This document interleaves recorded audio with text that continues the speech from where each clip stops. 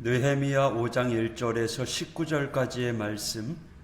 그때 백성들이 그들의 아내와 함께 크게 부르짖어 그들의 형제인 유다 사람들을 원망하는데, 어떤 사람은 말하기를 우리와 우리 자녀가 많으니 양식을 얻어 먹고 살아야 하겠다 하고, 어떤 사람은 말하기를 우리가 밭과 포도원과 집이라도 저당 잡히고 이 흉년에 곡식을 얻자 하고, 어떤 사람은 말하기를 우리는 밭과 포도원으로 돈을 빚내서 왕에게 세금을 바쳤도다. 우리 육체도 우리 형제의 육체와 같고 우리 자녀도 그들의 자녀와 같거늘 이제 우리 자녀를 종으로 파는도다. 우리 딸 중에 벌써 종된 자가 있고 우리의 밭과 포도원이 이미 남의 것이 되었으나 우리에게는 아무런 힘이 없도다 하더라. 내가 백성의 부르짖음과 이 말을 듣고 크게 노하였으나 깊이 생각하고 귀족들과 민장들을 꾸짖어 그들에게 이르기를 너희가 각기 형제에게 높은 이자를 취하는도다 하고 대회를 열고 그들을 쳐서 그들에게 이르기를 우리는 이방인의 손에 팔린 우리 형제 유다 사람들을 우리의 힘을 다하여 도로 찾았거늘 너희는 너의 형제를 팔고자 하느냐? 더구나 우리의 손에 팔리게 하겠느냐 하며 그들이 잠잠하여 말이 없기로, 내가 또 이르기를 너희의 소행이 좋지 못하도다. 우리의 대적 이방 사람의 비방을 생각하고 우리 하나님을 경외하는 가운데 행할 것이 아니냐? 나와 내 형제와 종자들도 역시 돈과 양식을 백성에게 꾸어 주었거니와 우리가 그 이자 받기를 그치자.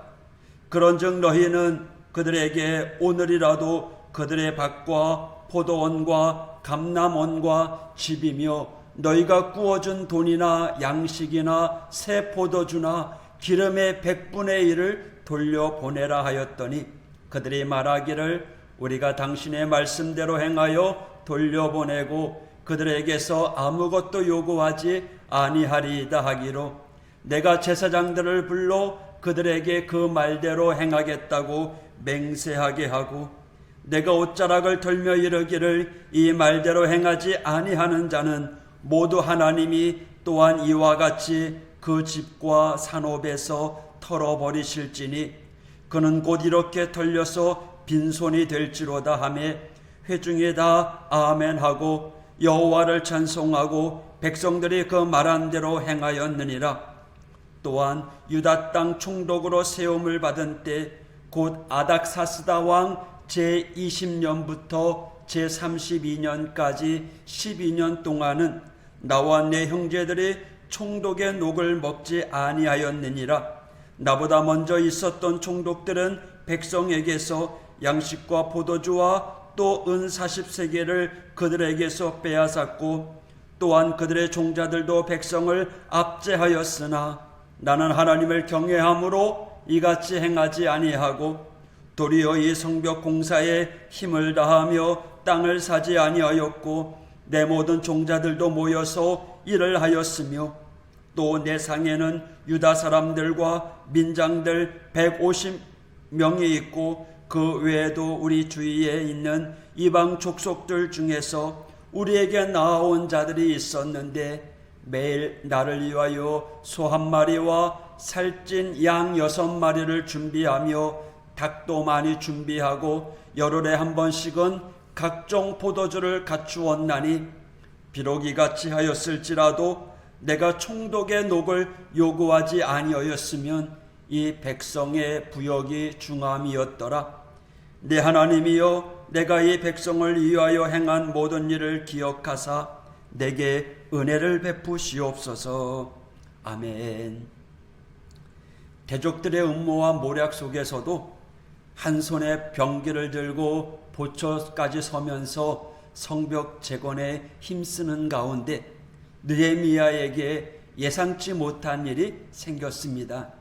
바로 가난한 백성들이 찾아와 하수연을 하는 사건입니다. 먹을 것이 없어서 또는 세금 낼 돈이 없어서 밭과 포도원을 담보로 잡히는 일이 나타나고 심지어 자녀를 노예로 팔아야 하는 상황까지 일어나게 된 것입니다. 잘 생각해 보면 느헤미야가 오기 전까지 성벽이 무너져도 계속 방치되었다는 것은 단지 물질과 재원이 없어서 성벽이 수리되지 못한 것도 있겠지만, 물질과 힘을 가지고 있는 사람들이 자기 자신을 더 중요하게 여겨서 백성들이나 나라를 생각하는 분위기가 아니었다라는 것을 가르쳐주고 있습니다.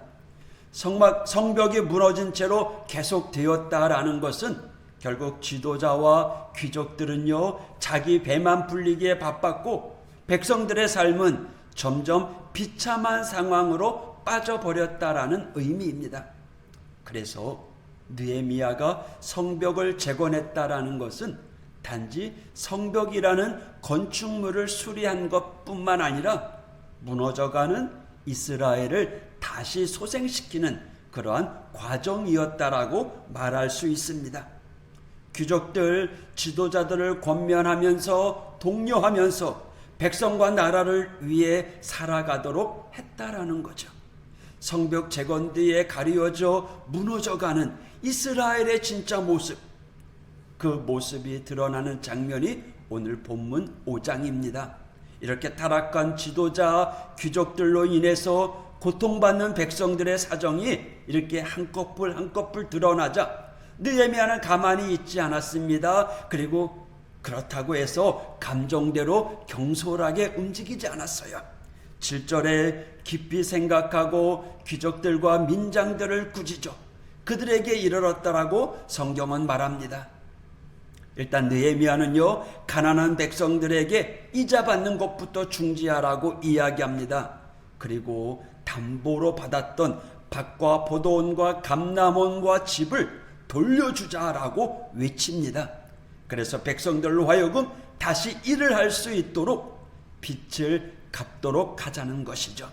다행히 이러한 느헤미야의 권면 제안에 귀족들과 지도자들이 모두 동의를 합니다. 그리고 성경은 이어서 다시 장면이 바뀌면서 14절에 느헤미야가 유다 땅의 총독으로 12년간 지냈음을 성경은 가르쳐주고 있습니다. 아마도 느헤미야가 성벽 재건을 하는 과정 가운데 일단 페르시아로 돌아갔다가 다시 유대 총독으로 부임을 받아 예루살렘을 다스렸던 것으로 보입니다. 이렇게 12년간 총독 생활을 했던 느헤미야는요, 여느 총독과 다른 모습을 보여줍니다. 그것은 14절에 녹을 받지 않은 것이라는 거죠. 녹을 받지 않았다라는 것은요, 백성들의 고단한 삶을 잘 알기 때문입니다. 그들이 어떠한 고통을 겪고 있는지 알았기 때문에 총독으로서, 지도자로서 고통받는 백성들과 함께 고통을 나누며 지냈던 것이죠. 녹을 받지 않는 이유에 대해서 17절부터 18절까지 설명하고 있는데, 느헤미야는요, 항상 주변 나라들로부터 오는 사람들 뿐만 아니라 유다 사람들 그리고 관리들 약 150명 정도가 함께 식사를 했다라고 이야기합니다. 그 150명이나 되는 인원이 항상 같이 식사를 했다는 거예요. 이 많은 인원이 식사를 하기 위해서 재료가 하루에 소 1마리, 양 6마리, 날짐승도 여러 마리가 필요했다라는 것이죠.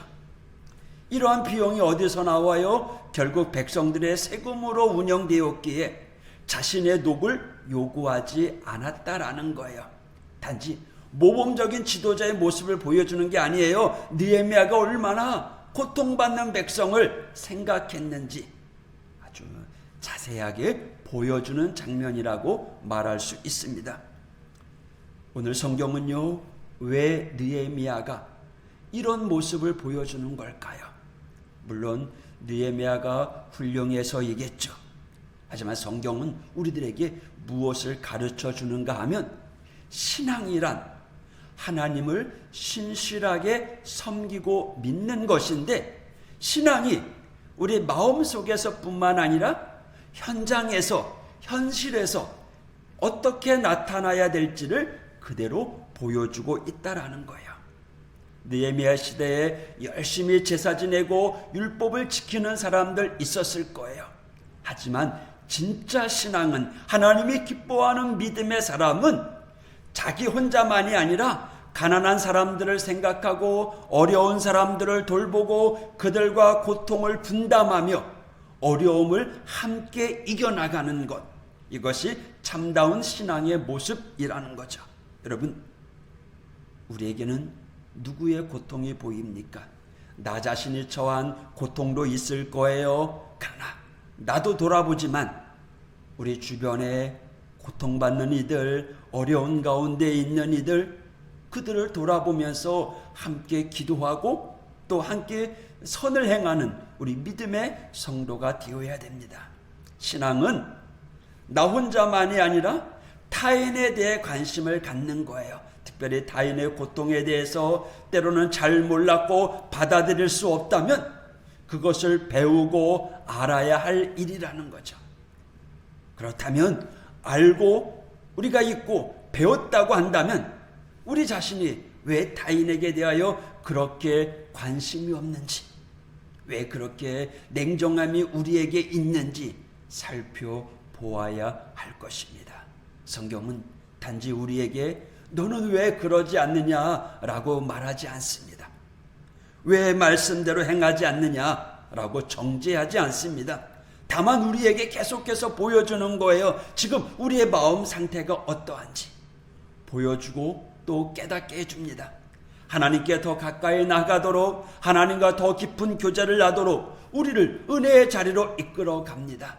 그리고 우리의 약한 모습을 주님 앞에 내어놓기를 원합니다. 내 신앙의 모습이 마음속으로만이 아니라 현장에서, 가정에서, 이웃 간의 관계 속에서도 하나님의 살아계심을 드러낼 수 있도록 우리를 써달라고 이 시간 우리 하나님 앞에 기도하는 믿음의 성도가 되길 원합니다. 기도 중에 하나님께서 우리의 마음, 우리의 모습을 보여주신다면 그것을 가지고 주님께 나아가십시오. 주님께 나를 보여드리고 주님의 응답을 기다리십시오. 나를 만지시고 나를 헤아리시고 나보다 나를 더 잘 아시는 그분께서 오늘도 말씀과 순종의 길로 이끌어 주실 것입니다. 오늘도 내 생각, 내 고집, 내 경험 다 내려놓고 말씀에 순종하며 나아가는 은혜의 자리로 이끄시는 그 하나님을 붙잡고 오늘도 승리의 하루를 경험하는 우리 모두가 되기를 축복합니다. 기도하겠습니다. 하나님 아버지 감사합니다. 오늘도 우리를 은혜 가운데 세워져 가신 아버지 하나님 감사합니다. 고통 속에 있지만 고통 가운데서도 역사하시는 하나님의 은혜를 누리며 경험하는 우리 믿음의 성도들 되게 하여 주시옵소서.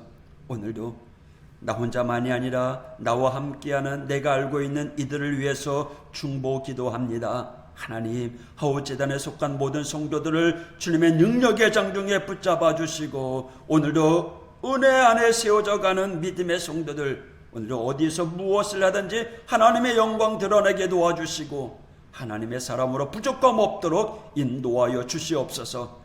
가정의 자녀들까지도 하나님 신앙의 유산이 제대로 흘러가게 도와주시고 육신의 질병 가운데 있는 이들 하나님께서 붙잡아 주시고 오늘도 강건함 가운데 세워지게 하여 주시옵소서. 예수님 이름으로 간구하며 기도했습니다. 아멘.